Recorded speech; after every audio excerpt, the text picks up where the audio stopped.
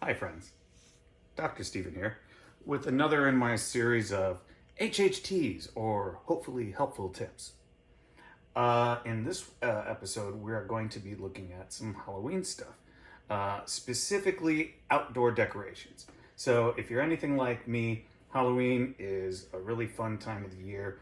I like to decorate both my indoor and outdoor, and a lot of times when we decorate our outdoors, if again like me, we like to do spooky things like set up, gravestones and stuff like that. Well, when we set up the tombstones and stuff like that, they're the kind of tombstones that we get from places like Walmart or Target or the specialty Halloween stores, Spirit Halloween, whatever.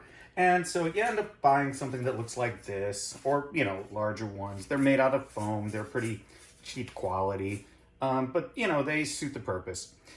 Thing is that they're generally intended to be sort of a one-time use kind of thing, right? So when you get it, again, it's very thin foam. You can see that. And then they give you like these little plastic stake thingies, and you're supposed to jab them in the bottom and then stick it in the ground, right? And so the problem with that is that usually at this time of year, October, I mean, it varies depending upon where you live, but usually at this time of the year, the weather can get pretty crazy, as it is for us right now. And so these little stick thingies are not good enough to keep these tombstones in the ground. And so you could have, like in my front yard, I've got a whole bunch of different sizes of these things. And using these little stick thingies, what ends up happening is what you can see right there. They end up just kind of ripping through this thin styrofoam. So you stick them in there, and then as soon as the wind blows up, they just kind of rip through it. And the next thing you know, you have these things flying all over your yard. So, when that happens, you might be thinking, oh, shoot, now I'm just going to have to throw them away and whatever. Not so fast. Dr. Stephen has a solution for this. Now, it's a little involved, not super crazy, but it's sort of a technique that I've kind of come up with over the last couple of years, and it allows me to buy these and reuse these again and again. And so I'm going to kind of dive into what it is. It's relatively simple, but I think it's not necessarily as intuitive as one might think. But once I show you how to do all this, you'll go, oh, okay, that makes perfect sense. So if you're anyone like me and you want to set up a nice display in your front yard and you've invested, a good amount of time and money in doing so, this is something I think can really help you out. Okay, so first thing you need to do. These plastic sticks, or like these plastic sticks that they give you for all your different sizes of tombstones, you can use them if you want, but that's not really going to help, especially when the weather starts getting nasty, as it is for us right now. We have wind and rain for like a week. It's just gonna be nuts out there. But we've already had a couple of days of good thunderstorms, and so far all of my tombstones out front, everything, are still holding up steady. How did I do that? I'll show you. So what you want to do is actually go to your local hardware store, Home Depot, Lowe's, and here's what you're going to need. Okay, you're going to need what are called 1x2s, also called furring strips. They're about 1 inch by 2 inch pieces of wood. They usually come in about 8 foot lengths, and they run less than like $1 each, usually. And so depending upon how many tombstones you need, that you have, you need to reinforce, you'll have to do the math yourself. But anyhow, you get, one or more of these, and then you will need Velcro, which again, they sell at Home Depot and stuff. This is where Home Depot's where I got this from. Comes in a 15-foot length. I think it was under $10. And it's, it's Velcro. It's the two different sides of it. Adhesive on the back, comes in a big roll. So you'll need that. And then the last thing you'll need, if you don't have one already, is a glue gun. Glue guns are super awesome. And if you're someone like me who does a lot of home improvements, or you have two little kids who are constantly breaking things, and you know, every other day it's like, Daddy, this is broken now. You need a glue gun. If you don't have one already, go get a glue gun. This is just a relatively inexpensive one. They range, from, according to price and how serious you are with a glue gun, you can get them anywhere from, Hobby Lobby and Michael's, basic ones, all the way up to some more heavy duty ones from Lowe's and Home Depot. So this is a basic one. It suits my needs right now. So this is what I've got.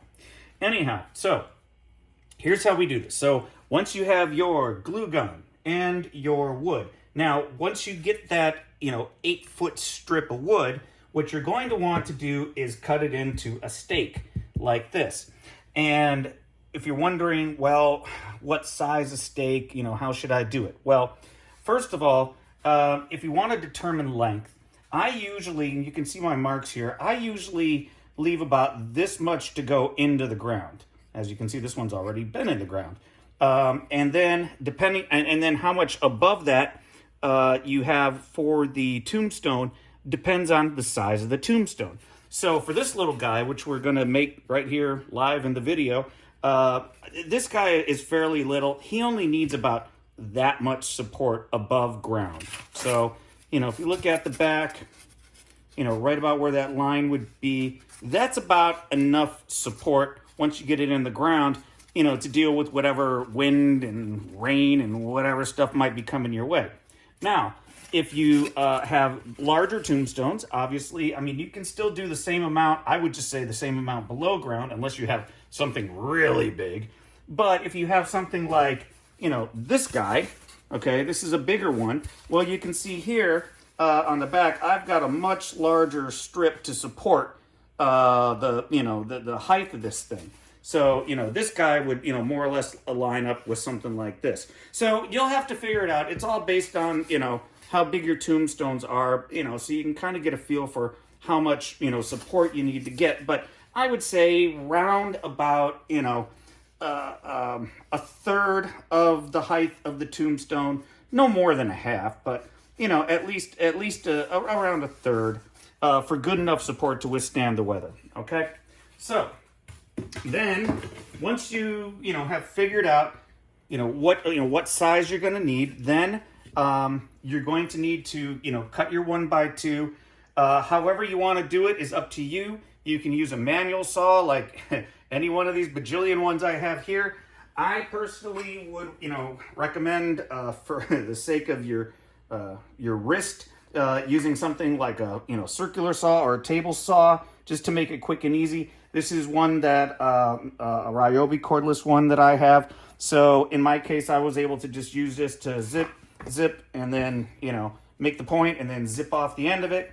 And there you go. It takes, literally less than a minute. All right. So now you have your stake. Okay.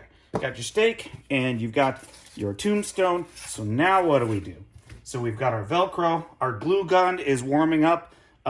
Keep in mind with these things, it takes about 10 minutes for them to warm up. The glue gun is kind of tricky. When you the timing with it is going to be a little tricky as far as putting the Velcro down. I'll explain all that in a minute. First, let's get our Velcro measured out. So this doesn't have to be a perfect science.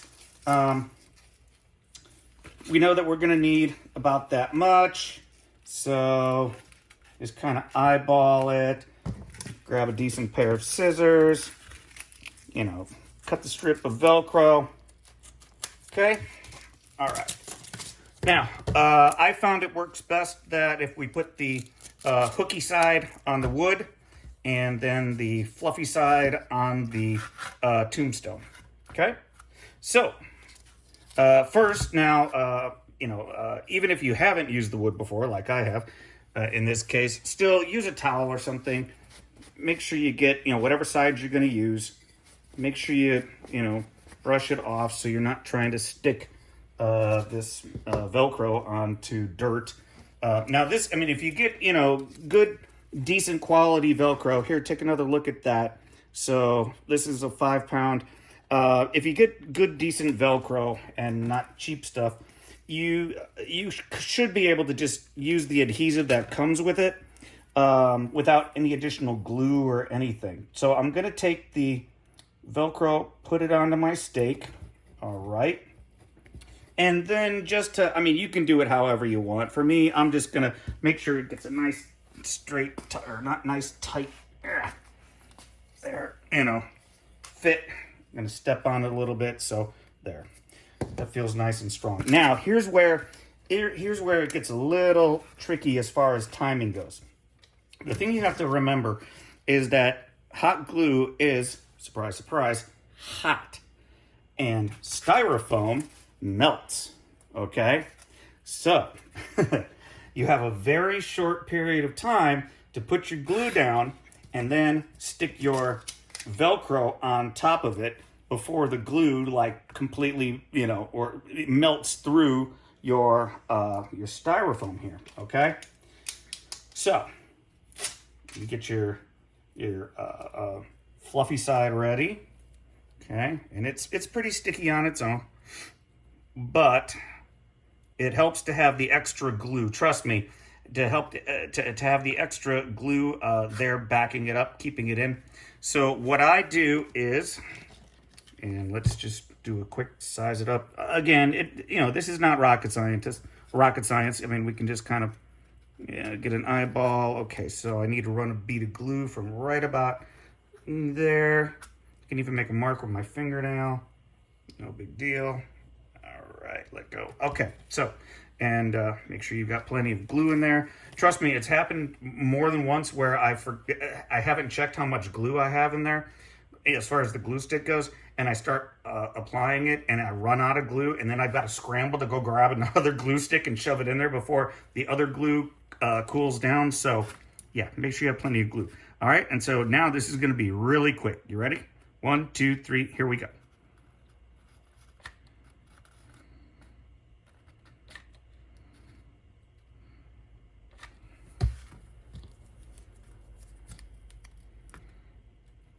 And it's virtually impossible, but be very careful. If you need to wear gloves, please wear gloves.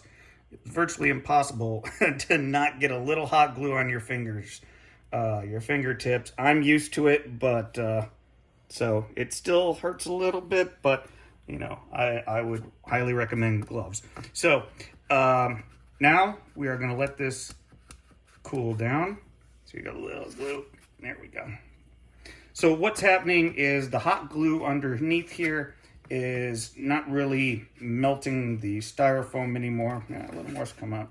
You can leave it though. I mean, you don't have to clean it up like I am, but the hot glue is cooling down. And so if you can think of it this way, if you saw the strip of hot glue that I did, that's right down the middle. That's gonna hold it securely, but then the adhesive on the Velcro is going to stick it to the styrofoam on the sides. So that's what that's basically how we do it. So I would recommend after you've done all this, give it about a good, I don't know, 5, maybe even 10 minutes to cool down. Okay. And then once you're ready, you can go take it out to, your front yard or wherever you're going to bury it, or set it up, I should say, but bury this thing.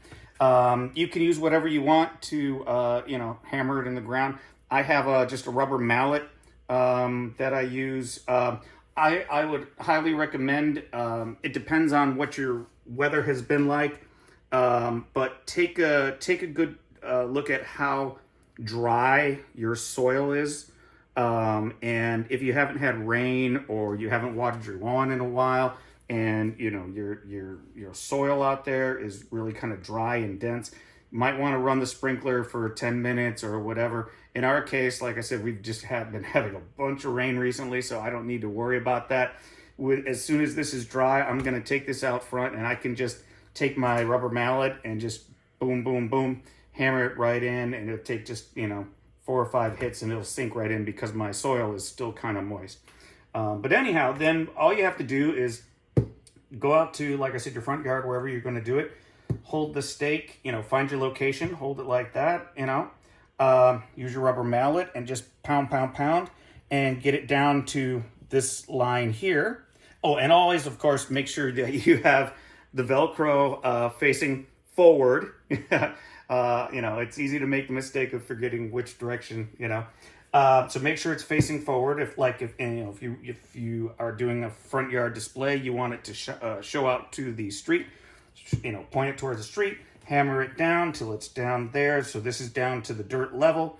And then all you need to do, the easiest thing, is to just, you know, take your you know, little gravestone, match up the Velcros, and just line it up right like that. Make sure you have a nice good seal, and here you go. So this guy isn't going anywhere. All right. So hopefully that was another hopefully helpful tip for you guys. Feel free to you know, like us, of course, and post any comments or questions or anything like that. I'd be, you know, glad to share any other information you might need to complete this project. But this is a pretty simple one. But I'll tell you, after someone, you know, from someone who's done these front yard sort of displays for a good couple of years now, and had to deal with, you know, these. You know, and it's like you put all the time and effort into setting up this nice display. You go to bed at night, and then you get up the next day, and half of your little tombstones are like blown across the yard, you know, and then you look at the bottom, and it's all ripped away like this, and you're like, oh, man. And you can only find so many places to put these little plastic stakes in, and it ends up ripping the bottom apart. Dude, don't even deal with it. Just do what I showed you. Cost is minimal. And you can reuse these like year after year after year. All right. Well, thanks for watching.